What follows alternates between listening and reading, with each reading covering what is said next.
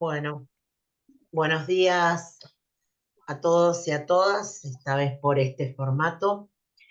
Les pido dos cosas. Una, que en la medida que puedan conecten sus cámaras.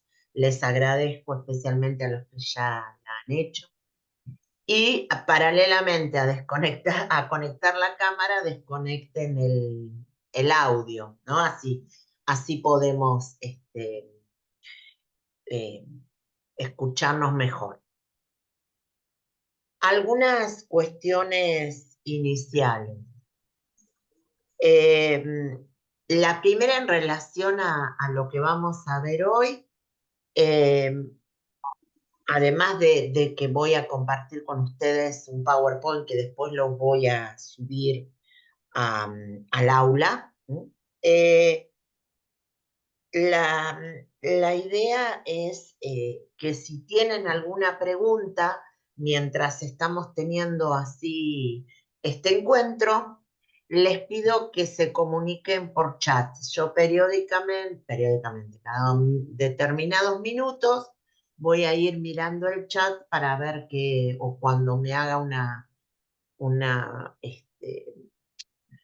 llamada acá para ver qué es lo que quieren preguntar. Bien, así con el chat lo voy viendo, que puedo verlo cuando me aparece la señal o en un momento determinado y paro y trabajamos la pregunta. La segunda cuestión que quería señalar es que en la parte de articulaciones, bien, está hasta hecha, a ver, hasta la articulación de la 9 y 10, unidades 9 y 10, ¿bien? Hay tres que faltan, que sería 11, 12, 13 y 14 y 15, 16, o sea, tres articulaciones de dos, ¿bien?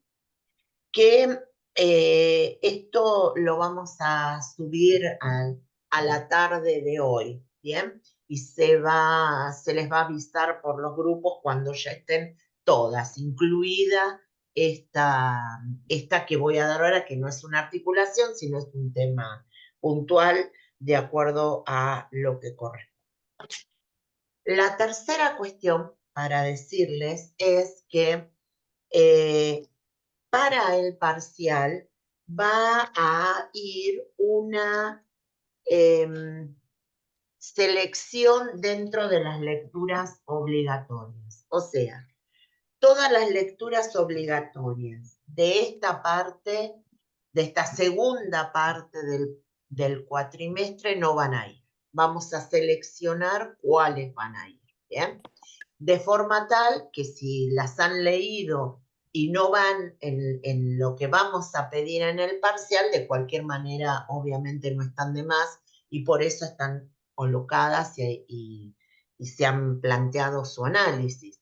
Pero a los efectos de priorizar algunas, como para que se enfoquen más en algo y de esta manera por ahí puedan abordar mejor algunas, prefiero eh, aquel dicho de menos es más, ¿no? Entonces, prefiero menos lecturas obligatorias y más análisis sobre las mismas, a tener todas las que tenemos, que son muchas, por cierto, y en esta parte se ha complejizado también todo lo que tiene que ver con los temas, y lo reconozco. Entonces lo que vamos a hacer es ubicarnos en cuáles van a ir. ¿Bien?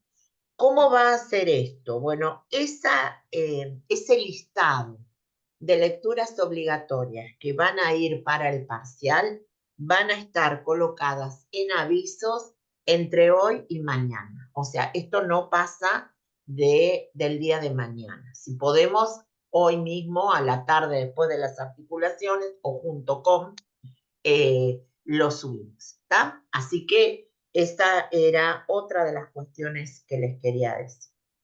Y la otra es que la semana que viene tenemos la maratón, ¿bien? Y que para la maratón, que después vamos a confirmar el horario, la vamos a hacer presencial,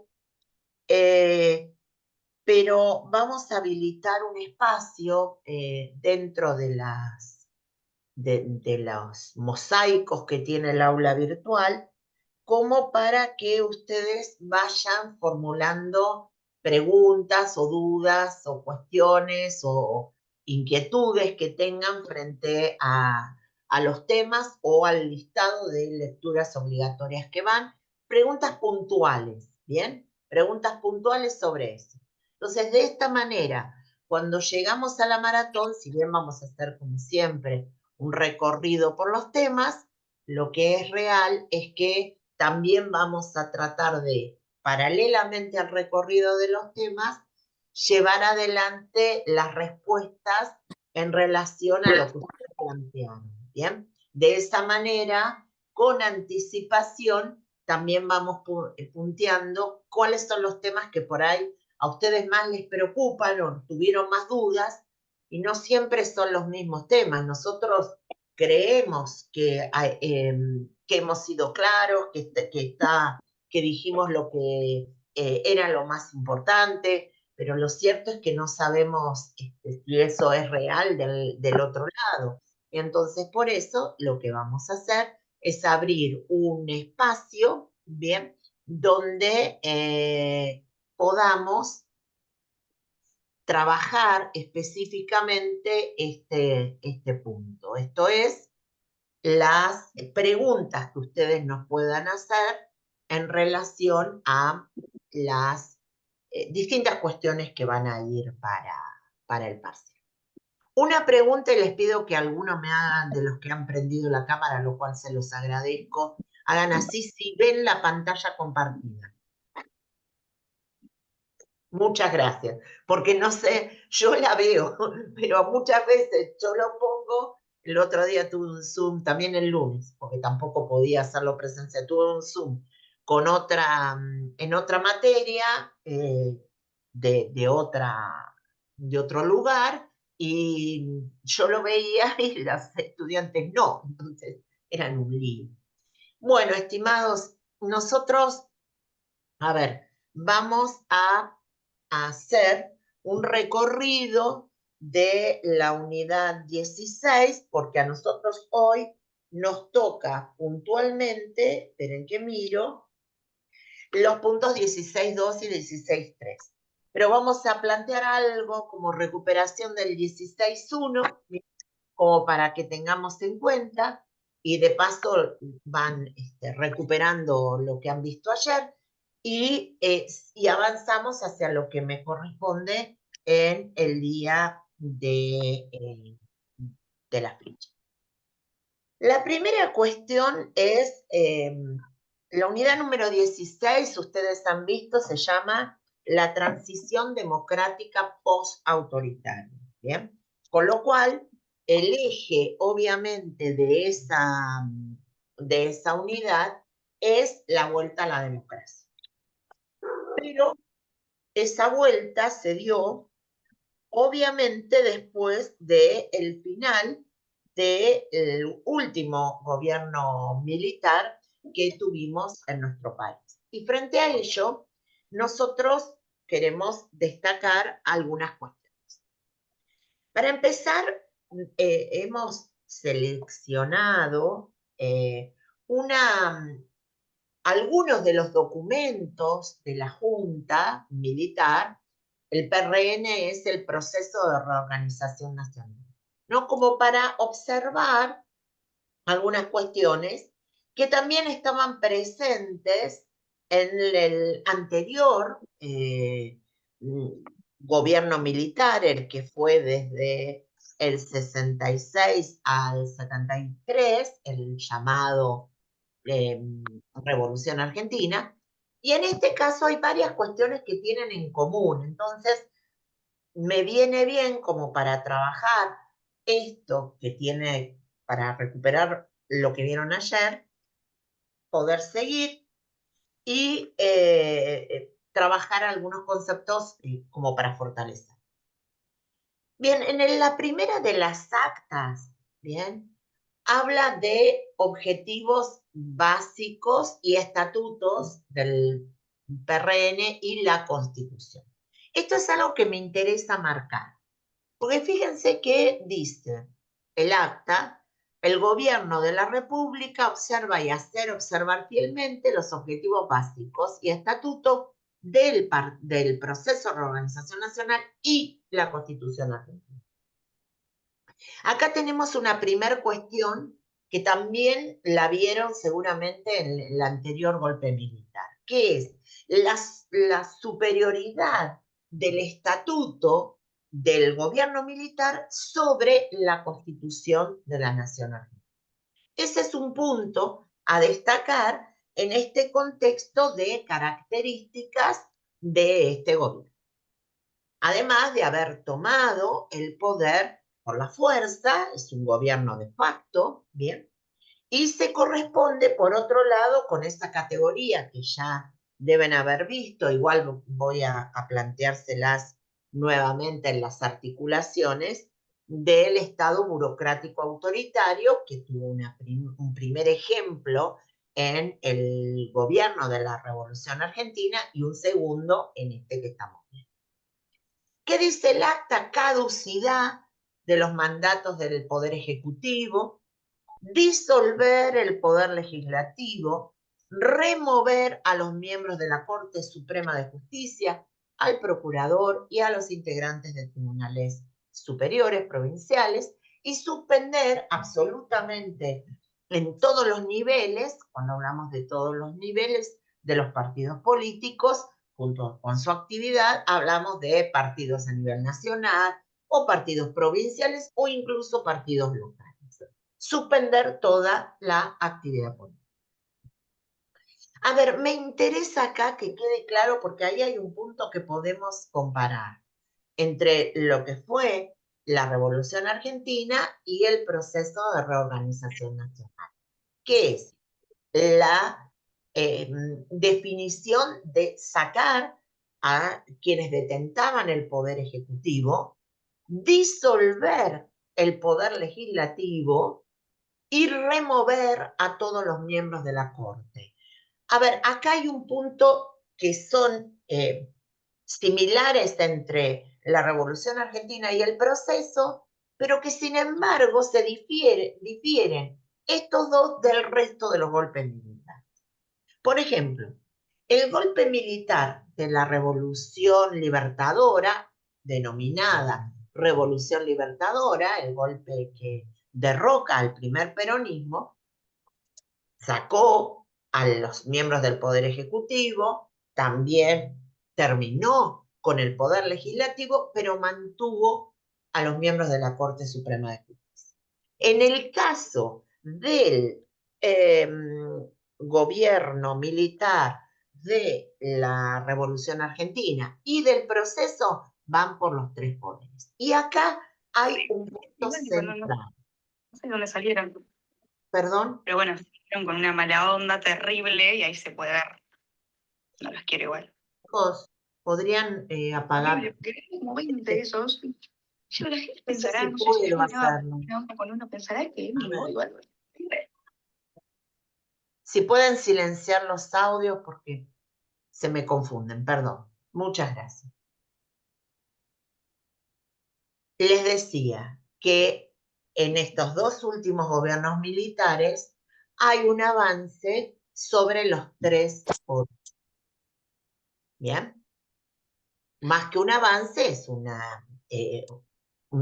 avance y una ocupación de los mismos, una definición sobre los mismos. Bueno, entre los objetivos, ¿no?, del proceso estaba un propósito muy claro, que es erradicar la subversión, promover el desarrollo económico, ¿bien? Y fíjense que plantea asegurar la posterior instauración de una democracia republicana representativa y federal, adecuada a la realidad y exigencias de solución y progreso del pueblo argentino. En ese sentido, el propósito que está planteado en el acta no define cuándo va a ser esa posterior instauración de una vuelta a la democracia. ¿Bien? También ahí colocamos los objetivos. Y hay otro documento que dice, que se llama la proclama de la Junta, en donde señala que justamente va digamos que las causales que ellos identifican para haber derrocado al gobierno de Isabel Martínez de Perón es el desgobierno, la corrupción, el flagelo subversivo. Y esas son las causas que, en este caso, el proceso de reorganización nacional define como las razones por las que tomaron el poder. Recuerden siempre algo que seguramente alguno de los profes ya les ha mencionado. Nosotros no hablamos de causas de golpes de Estado. De lo que hablamos son de las razones que se identifican para realizar los golpes de Estado. Pero causas para derrocar a un gobierno constitucional, evidentemente no las podemos considerar de esa manera. Sí, las razones que quienes toman el poder y ejercen a partir de allí el mismo, de facto, son indudablemente razones que se aducen para derrocar al gobierno que existía, para tomar las medidas que toman, etc. Pero lo cierto es que estas son razones que se identifican desde quienes están en el poder. Hay un concepto que creo que está mencionado en el programa, que seguramente se los han mencionado. Nosotros tomamos una conceptualización de Torcuato Di Tella que señaló que el terrorismo de Estado es la utilización sistemática de la violencia del aparato estatal con fines de intimidación a los adversarios o disidentes. Nos basamos en este texto. Este texto de Torcuato Di Tella puntualmente es el diccionario de ciencias políticas que tiene que ver especialmente con distintos conceptos que Di Tella trabajó para ese mismo diccionario, y en este caso el concepto de terrorismo de Estado está marcado puntualmente por la realidad de nuestro país. Ustedes en nuestra página tienen videos de entrevistas sobre la situación en la universidad durante el proceso de reorganización nacional. En ese video de entrevistas, que sí va a estar dentro de lo que podemos preguntar, fíjense que acá, esto lo voy a subir cuando terminemos, así que lo van a poder relevar bien, tiene que ver con ver el video que en realidad no son entrevistas completas, son una selección que se hizo, y que en realidad nos interesa que puedan ver y detectar en cada una de esas intervenciones estas cuestiones que planteamos acá. En ese video de entrevistas están el actual secretario de Comunicación de la universidad, el actual rector de nuestra universidad y quien fue intendente de nuestra ciudad, uno de los intendentes de nuestra ciudad. Las razones por las que los elegimos a los tres tienen que ver que hablaron sobre cómo fue su ingreso a la universidad durante el proceso de reorganización nacional, cuáles eran las características del sistema del ingreso. Piensen especialmente, fíjense lo que dice Alberto Rodríguez, que entra a la Facultad de Derecho. Fíjense cuántos podían entrar, cuáles eran las características del sistema, que implicaba no solo un cupo muy limitado, y también un examen con un orden de mérito, ¿bien? Y además acá se plantean las impresiones personales, o sea, ¿qué les pasa a estas tres personas que hoy casualmente o en algún momento, como el caso de Daniel Katz, ocupó el cargo de intendente en nuestra ciudad? ¿Qué les recuerda ese sistema de ingreso? ¿Bien? Esto es un poco para posicionarnos en el último ejemplo que tenemos de gobierno militar, y ver cómo eran las características en la universidad, pero desde la mirada de los estudiantes. Esas personas que ustedes ven ahí, ya les aclaré cuál es el rol que tienen o han tenido. Lo cierto es que recuperan desde la memoria y la narración, que es lo que ellos recuerdan de ese tiempo, y nos interesa como un poco para que puedan comparar en relación a las características de hoy de la universidad bajo un sistema democrático que ya lleva más de 41 años. Hay un hito fundamental en el proceso que seguramente lo han visto, que es la cuestión Malvinas, que tiene que ver con la guerra que se da en 1982, que se da no solo con esto, sino con la definición por la guerra, con las características de la misma, y por otro lado, con el abrupto final y la rendición que se da en Malvinas, y que cómo es ese hecho precipita la definición de la salida electoral del proceso de reorganización nacional. Esperen que acabo de ver una cosa. A ver, alguien me dice que no lo está viendo al PowerPoint. ¿El resto lo ve? Porque me habían hecho gestos que sí, pero quiero saber si lo ven. A ver, vuelvo a poner. Esperen. A ver. ¿No lo están viendo? ¿No? No. Bien, esperen un momento. No importa, igual lo voy a subir, así que tomen nota y lo voy a subir, pero voy a tratar de... Yo estoy viendo como una lista de carpetas de una computadora nada más, no se ve un PowerPoint. Claro, no sale esto. Perfecto, esperen un momento, si me aguantan un cachito. Porque al principio me habían dicho que sí, pero debe ser que se vio. Esperen un momento. ¿Ahí se ve algo? No. ¿Siguen viendo, la carpeta de la compu? Sí. Bien. Vamos a probar otra vez. ¿Ahí?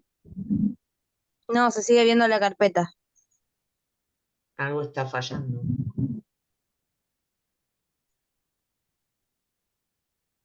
Y miren que estoy compartiendo pantalla y todo. Bueno, vamos a... Ah, ya sé que... Esperen un momento. Esperen.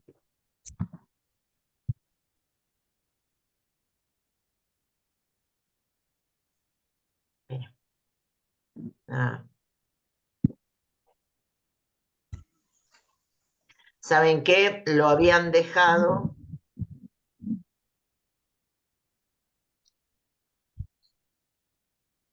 A ver si ahí...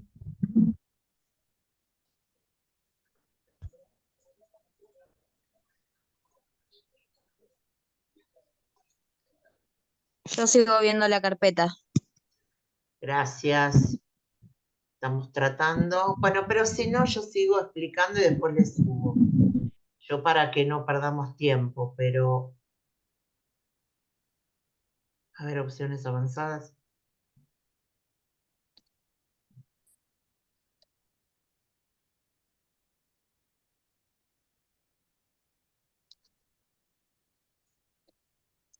Bien. ¿Ahí? ¿Siguen No. viendo lo mismo? No, profe, sigo viendo la carpeta. Dale, Sí, yo gracias. Gracias por decírmelo. Voy a probar con otra opción. Que este Zoom no me permite. Porque hay otros que me dejan. A ver acá.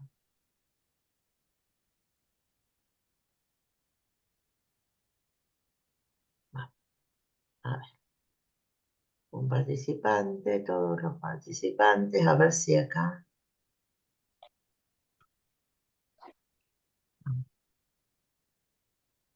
Vuelvo a la... Y ahí siguen viendo la carpeta.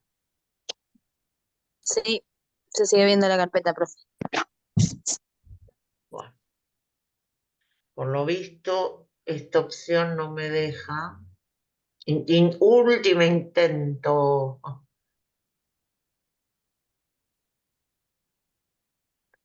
Porque lo más gracioso es que acá me aparece como que lo estoy de verdad compartiendo todo.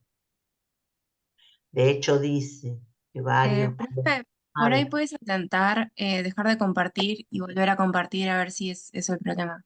si es que se tildó, Ah, perdón. tenés razón. Vamos a hacer así. Vamos a empezar de nuevo. Se ha detenido la función de compartir. Muy bien, vamos a ver. Empecemos de nuevo.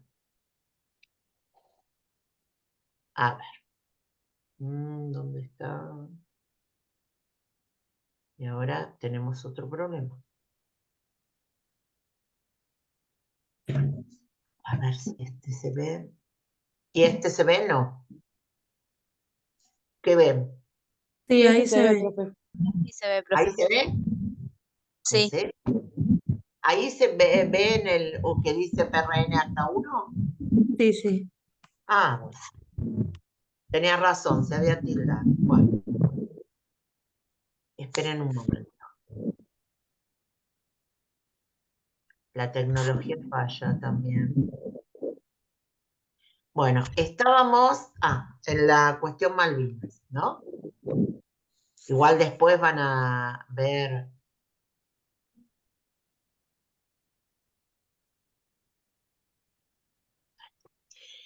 Ahí ven lo de la cuestión Malvinas. sí, ahí se ve, profe. Gracias. Bueno, entonces decíamos, lo de la guerra, que es una definición que se toma en el 82, en abril del 82, y que en junio se va a producir un abrupto final que va a llevar a precipitar también la salida electoral del gobierno militar. Esto es, Galtieri, que era el presidente militar que lleva la definición por la guerra de Malvinas, renuncia y asume el último presidente del proceso de reorganización nacional, que es el general Viñone. Viñone va a plantear, prácticamente ni bien asume, por un lado la definición de la salida electoral, o sea que va a haber elecciones, la idea también de que no va a haber proscripciones, como había pasado en otras salidas electorales, y una idea que se convierte en algo puntual, que es la necesidad de la llamada autoamnistía. Esto es, de que todos las violaciones a los derechos humanos cometidos durante el proceso de reorganización nacional no fueran de ninguna manera investigadas. Vamos a ir a una de las lecturas. Pasé esta, anterior les explico. Perdón, tiene que ver con las expresiones de resistencia, que algunas de ellas las van a ver también mencionadas en la lectura, especialmente en la lectura de Nino, ¿bien? En esta, y esto para avanzar un poco, en esa lectura del prólogo a un texto de Nino, en este prólogo hay varias cuestiones que son importantes. Primero, un mínimo comentario. Carlos Nino fue un constitucionalista, bien, que era uno de los asesores fuertes, importantes para Raúl Alfonsín, un poco antes ya de incluso ganar las elecciones en el 83, Nino formaba parte del círculo de asesores del presidente Alfonsín. Y hay otros también, pero Nino fue uno de los más significativos y que tuvo mucho que ver en la toma de decisiones en relación a qué hacer justamente con esta primera cuestión que está mencionada acá, que es qué hacer con el castigo a las violaciones a los derechos humanos cometidos en el proceso de reorganización nacional. En ese punto, las discusiones que se plantearon no cuando Alfonsín toma el poder, sino antes de que Alfonsín tomara el poder y fuera elegido, y que empezaron a plantearse a propósito de la definición de la dictadura de ir hacia un proceso de autoamnistía. Y a partir de ahí empezaron, ¿no?, los aportes, especialmente entre otros de Carlos Nino, para señalar que no se podía ir por ese camino, sino que había que ir por un camino de justicia, de investigación, primero sobre qué era lo que había ocurrido y luego sobre el castigo a los hechos que se pudieran comprobar y dar cuenta de ellos. Y empezar una vigencia plena de los derechos humanos en democracia.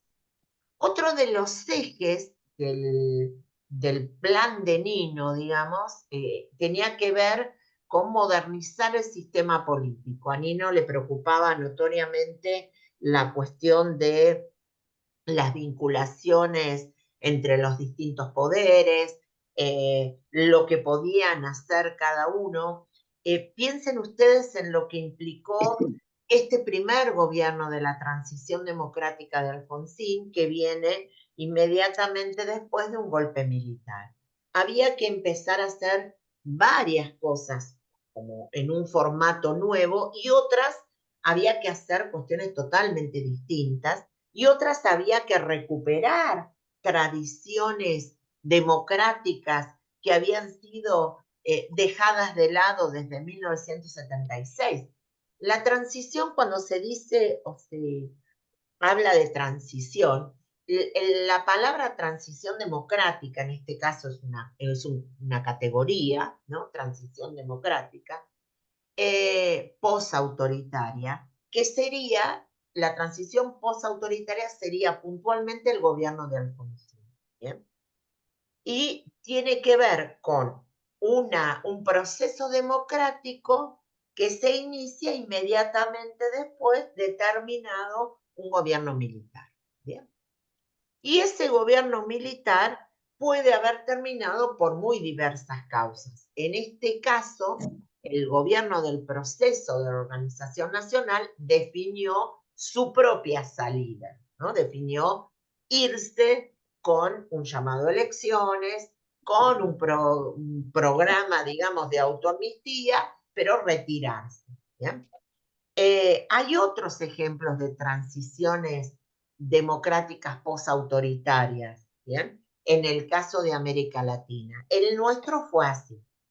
Y otro punto que es fuerte en lo que plantea las ideas de Nino para esa primera transición democrática posautoritaria, que es la búsqueda de consensos y acuerdos programáticos. Hay algo muy especial en el gobierno de Alfonsín, especialmente en los primeros años, de buscar acuerdos políticos, de buscar acuerdos políticos que tienen que ver con acuerdos con otros partidos políticos, y en el caso de cuestiones socioeconómicas, un plan de lo que se llamaba la concertación socioeconómica. O sea, esas serían las dos búsquedas del acuerdo político y de la concertación socioeconómica. ¿Qué pasa frente a la violación a los derechos humanos durante la última dictadura militar? Había tres posibles, ¿no?, acciones a seguir. Una era el olvido, que era hacer una ley de amnistía, tomar lo que habían planteado los propios militares de la ley de autoamnistía y hacer de cuenta que no pasó nada, ¿no?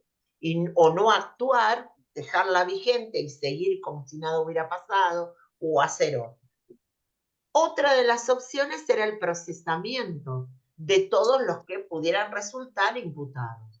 Y finalmente, la condena a quienes estuvieran imputados de esos hechos.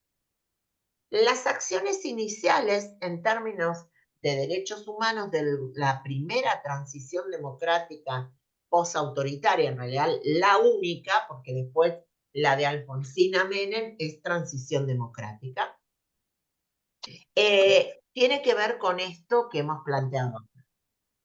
Alfonsina asume el 10 de diciembre del 83, el 12 promulga la derogación de la ley de autoamnistía que habían hecho los militares. Por lo tanto, 2 días después de asumir, deja sin efecto, tal como había señalado desde que fue electo y aún antes en campaña, que iba a dejar esto sin. Luego aparecen 2 decretos que inicia el procesamiento de los responsables. Luego, al 15 de diciembre, fíjense, las fechas son en la primera semana de la democracia. Se crea la CONADEP, la Comisión Nacional por la Desaparición de Personas, que tiene que ver con investigar qué pasó. Y allí se asigna a la CONADEP funciones específicas, ¿no? Que tienen que ver con relevar información, determinar los lugares donde hubo cautividad, tortura, represión, etcétera, e incluso muerte, y una vez que se releve todo eso, emitir un informe final.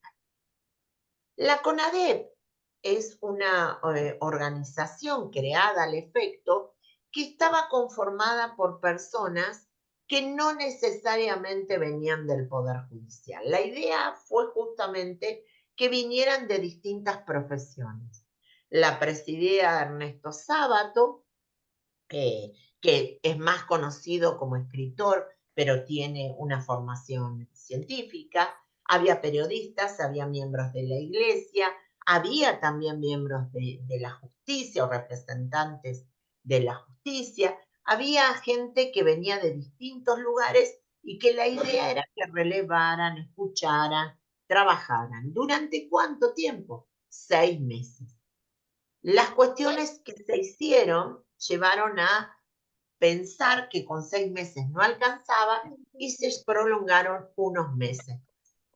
De esa información, porque una de las obligaciones de la CONADEP era justamente presentar un informe, es que se hace el informe conocido generalmente como el informe Nunca.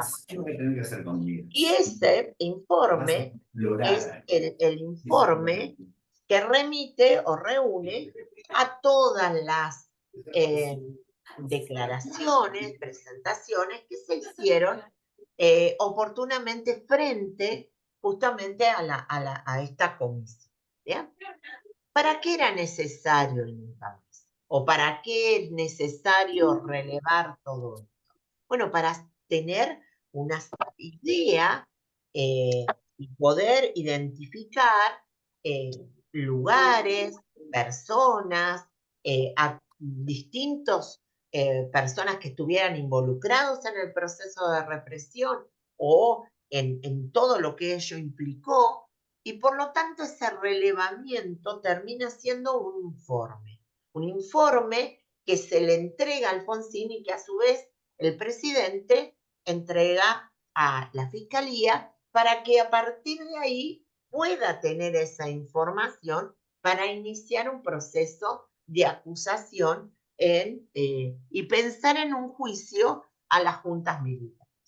Ustedes van a ver que en el programa, cuando hablamos de este punto 16.2, que es el que estamos haciendo, habla de contenido interbloques, ¿no? Y tiene que ver con pensar en otros temas que estarían vinculados o que hay relación. Bueno, cuando generalmente se habla sobre el juicio a las juntas registrados en nuestro país, se lo considera como un elemento y un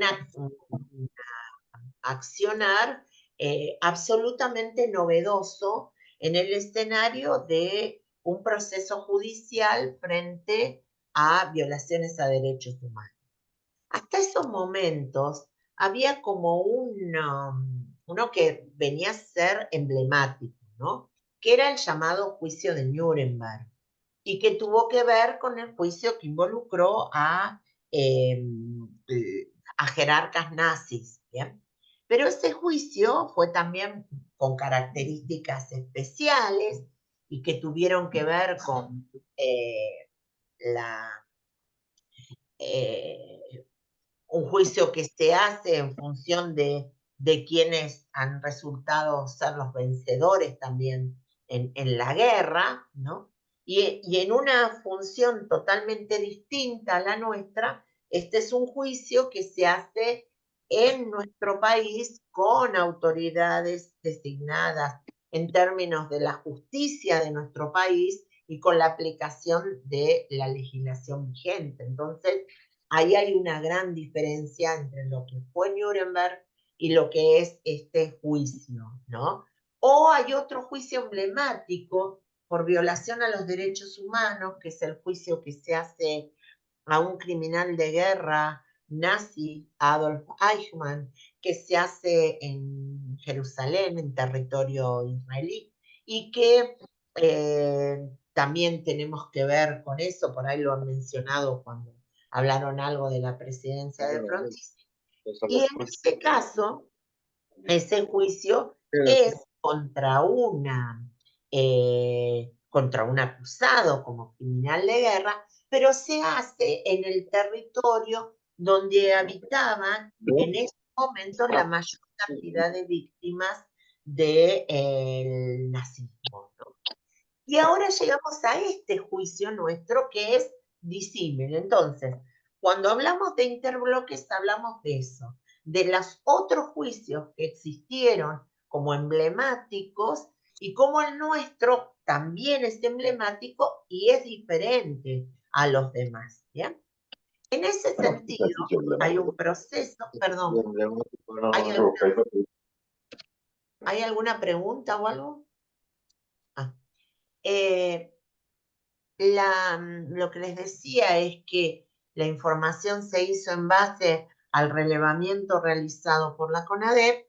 Finalmente la Fiscalía formula la acusación en el juicio. Se logra una reconstrucción del modus operandi del terrorismo de Estado.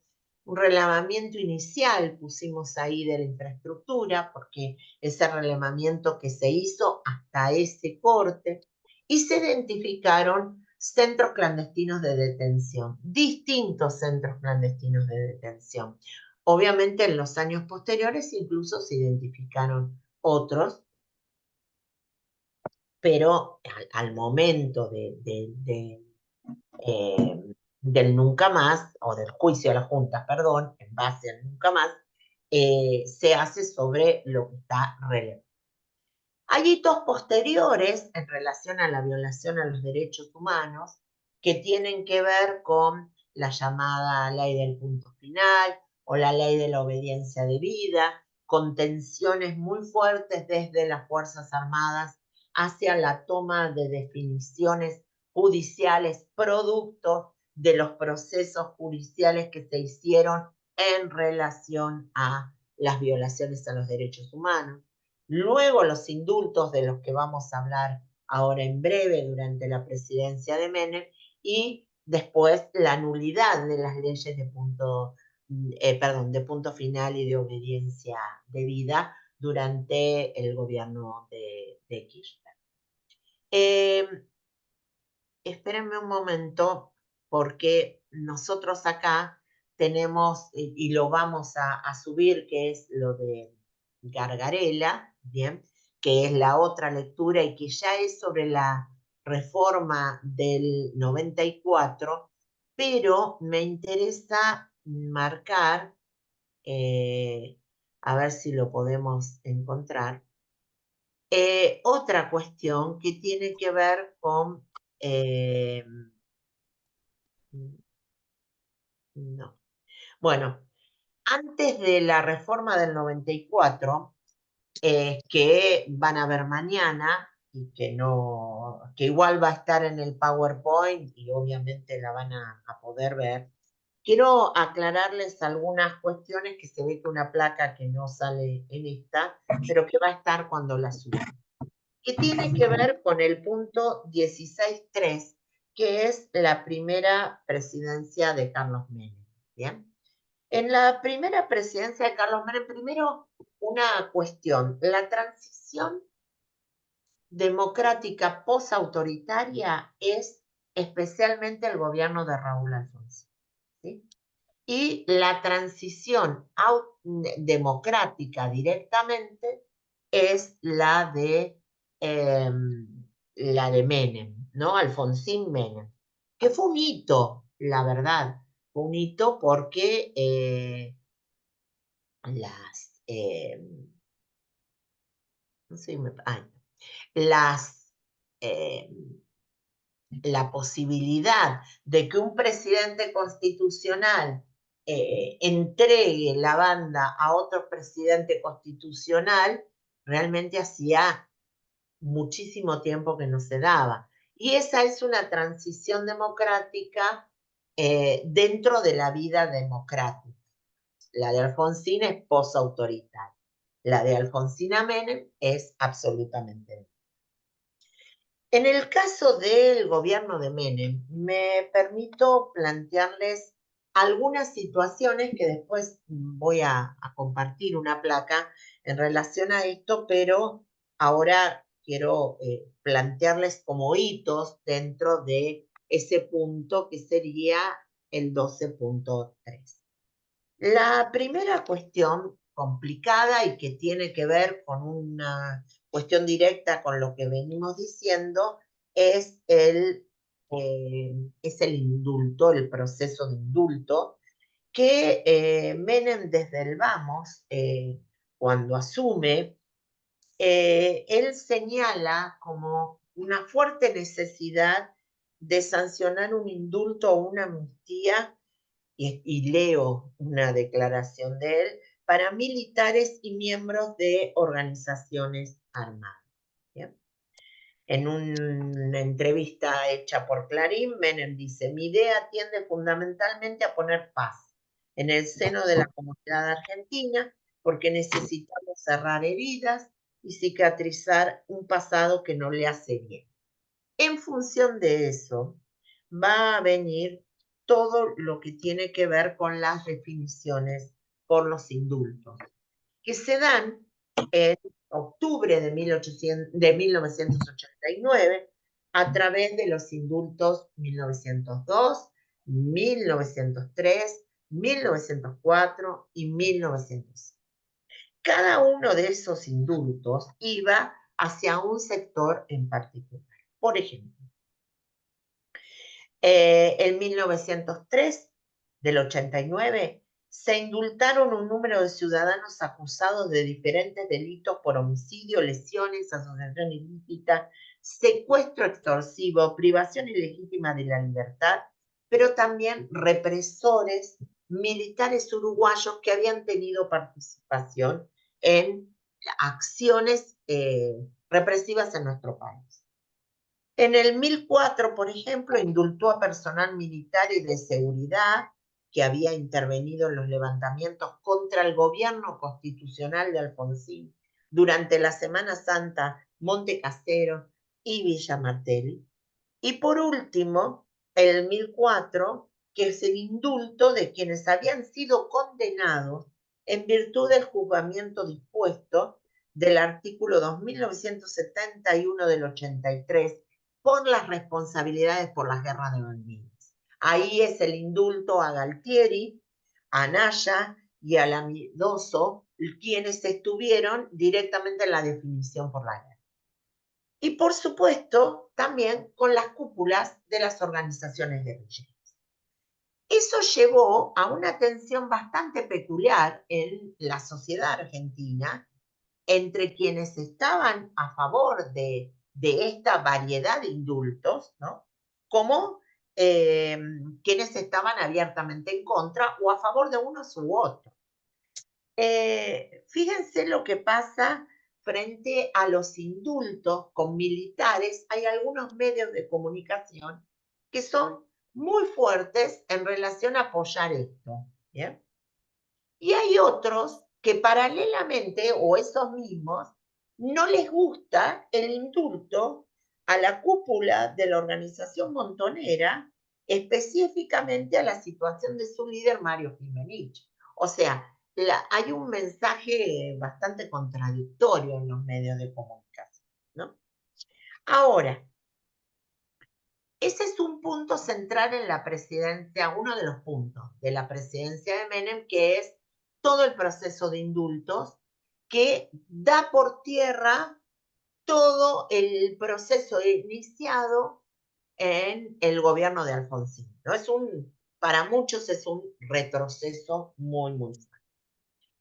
Otra de las cuestiones de tensión del gobierno de Menem está dado en un problema que es clave y es la ampliación de la Corte Suprema de Justicia de la Nación. Menem manda un pedido de ampliación de 5 a 9 miembros de la Corte Suprema.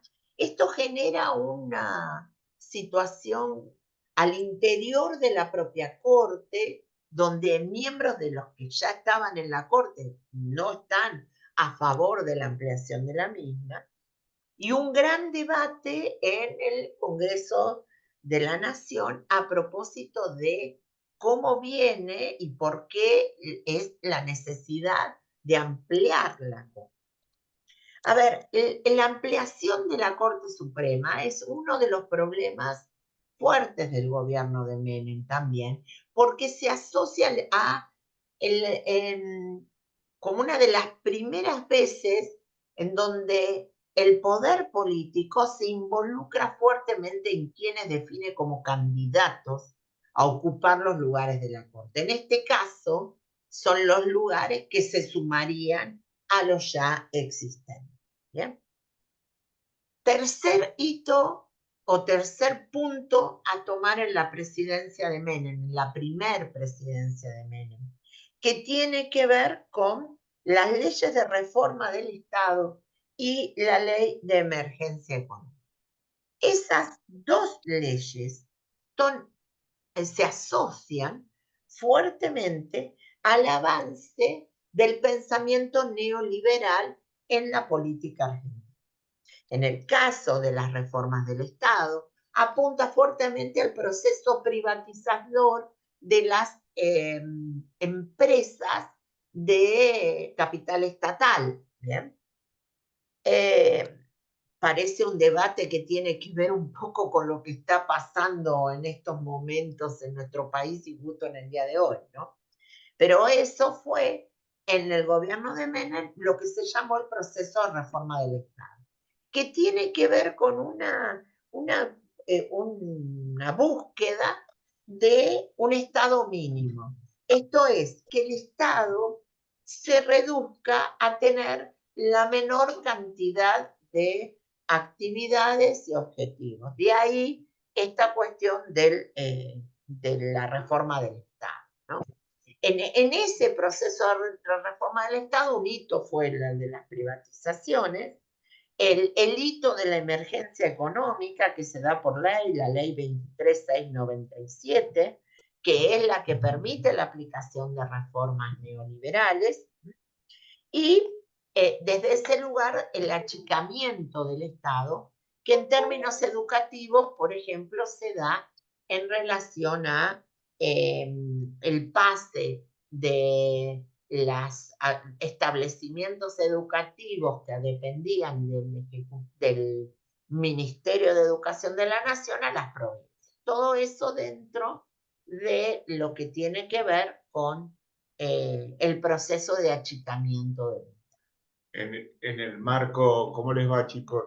En el marco de lo que se conoce, la segunda reforma del Estado, esa ley de transferencia de los sistemas educativos de las escuelas secundarias a las jurisdicciones provinciales.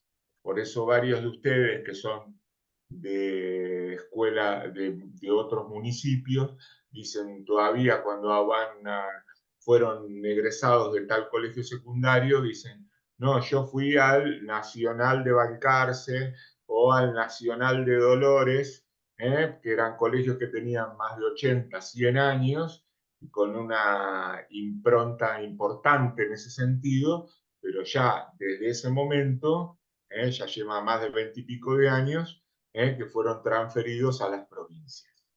Y lo único que quedó como colegios nacionales son los que dependen de las universidades nacionales como colegios preuniversitarios. En el caso de la reforma económica, que fue muy criticada, tuvo que ver con las aplicaciones de determinados planes económicos, como el llamado Plan Bonex, ¿bien? Y asociado a la situación de las mejoras en las inversiones, y a propósito especialmente del ministerio de Herman González. Lo cierto es que todos estos serían algunos de los elementos centrales para mencionar en este punto 16.3, ¿no? Que habla de política social económica, neoliberalismo, que tiene que ver con estos procesos de reforma del Estado y de reestructuración económica, que tiene que ver con la cuestión política, que son dos planos, la cuestión de los indultos por un lado y la cuestión de la ampliación de la Corte por otro. Y cuando termina, o está por terminar, digamos, el gobierno de Carlos Menem, la primer presidencia, va a venir todo el proceso hacia la generación de lo que se llamó el Pacto de Olivos y lo que generará a partir de ahí, a posteriori, en una reforma constitucional que es la reforma de 1994, nuestra última constitución, que es la que van a ver mañana.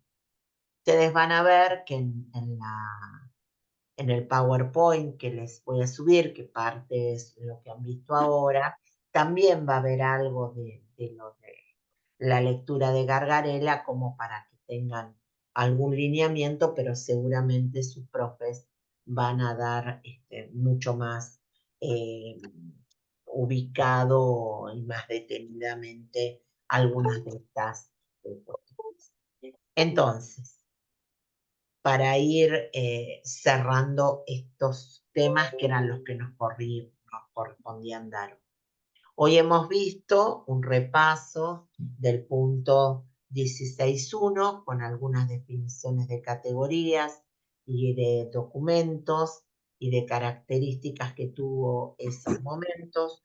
Un punto 16.2 en cuanto a la definición de la transición democrática posautoritaria y lo que tiene que ver específicamente con la política de los derechos humanos, alguna mención a esto de que llamamos contenidos interbloques, y luego los hitos más importantes de la presidencia de Menem, de la primera, presidencia de Menem, que es el punto 16.3, que era el que teníamos que dar. No se olviden de estas cuestiones que me parecen claras. Primero, el PowerPoint de esto que acabamos de ver, incluso con lo que falta de Gargarella, que van a verlo mañana y mucho mejor, pero que ya están las líneas, lo vamos a subir ahora unos minutos después que termine. ¿Bien? Y nos queda a lo largo de la tarde que van a ir viendo los ejes más importantes en términos de las articulaciones de las unidades que restan. Y esas unidades que restan se van a dar como conducto, ¿no? Y se van a identificar lo más importante que deben ubicar y saber. Todo eso va a estar en la parte de articulación, a excepción de este PowerPoint, que va a estar en la unidad que corresponde, que es la unidad 16. Las articulaciones van a estar en el mosaico articulación. Y luego, hacia el final del día de hoy o mediados de la tarde, o cuando les avisen los chicos por los grupos, vayan a la parte de avisos, en donde van a estar identificados las lecturas obligatorias, que son las que vamos a tomar, tanto para el parcial, quiero dejar bien establecido esto, que también va a estar por aquí, tanto para el parcial como para el recuperatorio. ¿Bien? No es que en el recuperatorio vamos a aumentar o vamos a sumar otras lecturas. ¿Bien? Vamos a definir cuáles son las que nos interesa más que ustedes sepan y que necesitamos, por otro lado, que las lean para que cuando vayamos a la maratón tengan o se orienten en esos planes. Pero vamos a habilitar un mosaico de consultas como para ir identificando temas que ya tienen dudas y que nosotros ya vamos preparando la maratón en función también de esas dudas. Porque reitero, muchas veces uno cree que hay cosas que están sabidas y no es así, y entonces es interesante que ustedes puedan poner sus dudas ahí para que podamos trabajar en la maratón, además de lo que vamos a hacer, pero focalizarnos en eso que a ustedes les preocupa más que otra cosa. ¿Cuál es el sentido de que nosotros ya ustedes, con la experiencia que tienen, que puedan plantear esas dudas en el espacio previa a la maratón? Así vamos jerarquizando. Primero hay una jerarquización de contenidos en función de lo que planteó recién Alfonsina con las lecturas obligatorias. Si ustedes avanzan y van a poder ir planteando esas dudas, esa maratón también comienza a ser mucho más específica en el sentido de poder separar lo principal de lo accesorio, pero solamente esas dudas aparecen, chicos, lo vuelvo a repetir, como lo decimos desde el primer día, cuando uno hace la lectura de los textos. Pero por eso esto de menos es más. Preferimos que lean menos, se focalicen más en algunas cosas y que de pronto nos ubiquemos con menos, pero que haya más contenido que puedan dar cuenta y demás. ¿Ya? Por mi parte, y creo que por Juan igual, nosotros nos vamos a volver a encontrar el miércoles que viene, pero presencialmente en la maratón. Horario lo vamos a definir pronto porque tengo que ver con la facultad la cuestión del espacio, como siempre, pero nuestra idea es hacer un aula más o menos como la que usamos la anterior maratón, que entramos bastante bien, así que esa sería nuevamente nuestra idea. Pero en la medida de lo posible, revisen.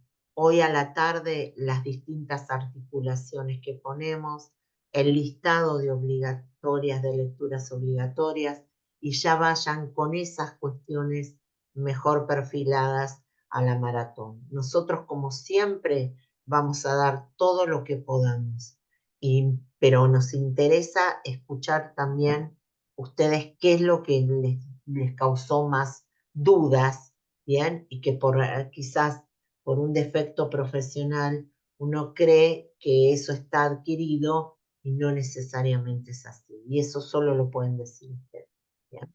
Así que tienen trabajo, pero también menos. O sea, estamos jerarquizando algunas cosas para que se ubiquen un poco mejor, porque sabemos que estos tiempos han sido un poco complicados, pero que también complicados son los temas, ¿bien? Y hay algunas lecturas que también lo son. Entonces, vamos a hacer una selección lo mejor que podamos, pero eso implicará que hay algo importantísimo.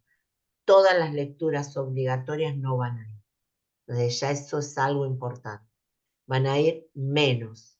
¿Bien? Y sobre esos menos vamos a trabajar todos los cosas. Y abriremos ese espacio como para que nos hagan preguntas y también empecemos a pensar qué vamos a dar en la maratón en función de las dudas, ¿no? Eso ya cambia también la perspectiva y nos permite incluso preparar otras cosas y demás, que es lo que nos interesa. ¿Bien? Yo sé que la maratón está prevista, porque eso tuvo que ver con el calendario que nos pasaron. Sé que es una semana compleja porque tiene solo 2 días laborales y el miércoles es uno, y es probable que haya algunos otros trabajos o viajes que incluso aprovechen con esta semana muy particular. La intencionalidad nuestra es ver si podemos hacer un híbrido, ¿bien? Pero eso ya tampoco depende de nosotros, pero intentaremos con la facultad que nos coloque también un equipo, ¿no? Y que se pueda grabar presencialmente lo que damos y luego subirlo para aquellos que no puedan ir. Pero hoy eso no contamos, ¿bien? Tenemos que arreglar con la facultad si podemos tener el equipo, la conexión a internet, etcétera, que nos permita realizar. ¿Bien? Pero también queremos que sepan que nuestra voluntad también está eso, ¿bien? Considerando esta particular semana, mini semana, digamos, que tenemos en la semana que viene. Exacto, los grupos de estudio también están facilitando ahí. Bien, Norma, en esos grupos lo bueno, una vez que identifiquen las lecturas, trabajen esas, o sea, focalicen en esas, divídanse. Yo sé que los grupos de estudio funcionan bien y han ayudado y han acompañado, y ahora que van a tener una identificación más puntual de cada lectura, creo que va a servir mucho mejor. Ahí hay los propios ayudantes alumnos también están convocando al grupo de estudio el día sábado, por supuesto el que esté en la ciudad, si puede aprovechar, ya teniendo en cuenta la jerarquización de los contenidos, que puedan ir a ese encuentro con los grupos. Y que luego, obviamente, las podemos volver a recuperar en la maratón y ya es como que van a cerrar mejor. Todo ayuda, todo suma, ¿bien? Por lo pronto nuestra intencionalidad es no atosigar con tanta lectura, sino preferimos priorizar algunas y que se sepan esas mejor que otras. Y el resto, las clases están, las clases grabadas están de prácticamente todos los temas, por lo tanto, escucharnos nuevamente sobre algunas cuestiones no es una novedad y ustedes disponen de esas microclases, especialmente donde está enfocado los temas, así que aprovechen todo eso. Bueno, se nos coló la gata y no Alfon, quiere estudiar más.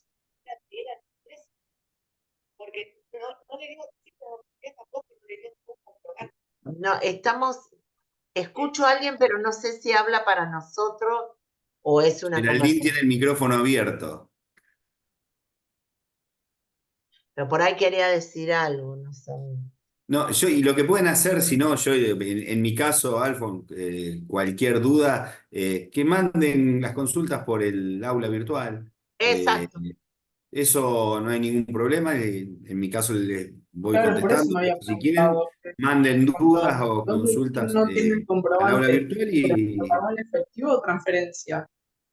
no, Porque transferir, no me voy a preguntó transferir si había nada. comprobante. Entonces, bueno, sí les.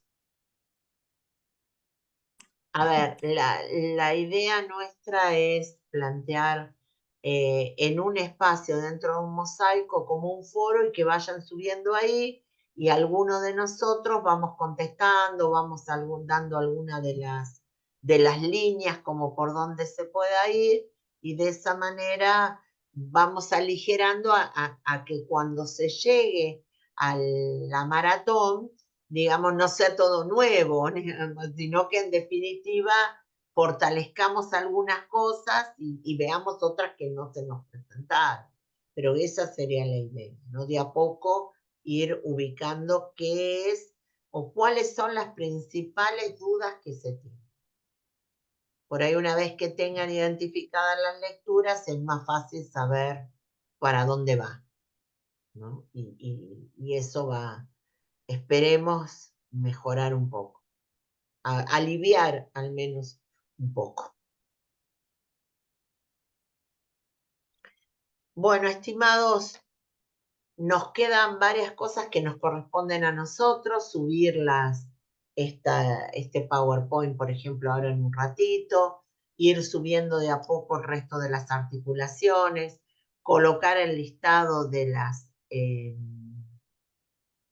las lecturas, que eso va a ir en avisos, recuerden, pero igual se los vamos a mandar la indicación por los grupos, así que no estén pegados a la compu a ver cuándo salió. En el grupo les va a decir, ya están todas las articulaciones, ya se subió tal cosa, ya, ¿me entienden? De esa manera, ustedes tienen esa información y se meten al aula virtual y ahí van a tener, ¿bien? A su disposición en cuanto a las consultas, en el espacio puesto para eso, úsenlo, y aquellas cuestiones que de pronto puedan parecerles una pregunta que ustedes creen que es tonta o superficial, no necesariamente lo sea, y puede ser que esa pregunta sea de mucho, ¿no? Que no se animan a decirlo, y resulta que es algo importante.